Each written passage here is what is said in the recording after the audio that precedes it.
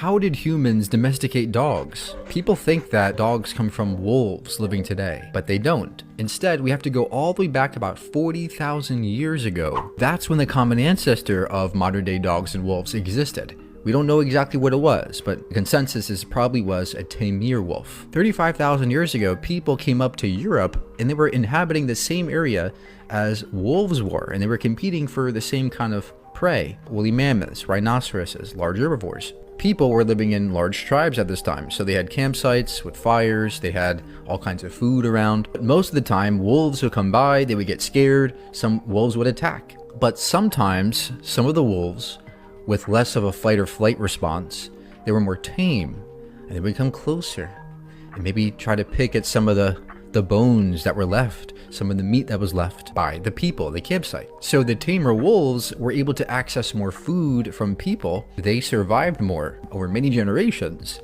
The tamer dogs continued to live near these human campsites. Humans obviously began selecting the friendlier wolves. They began feeding them and developing relationships with them, and we kept selecting for tameness. The wolves that were aggressive, we just got rid of. Because the hormones responsible for aggression are the same ones that actually give rise to your physical development, as we kept selecting the less aggressive wolves, their ears became floppier, their tails became curlier, their snouts became shorter, their fur became fluffier. So once these wolves became sufficiently tamed, we realized that we can use them for hunting. We can use them for surveillance because they had better vision than us in the dark.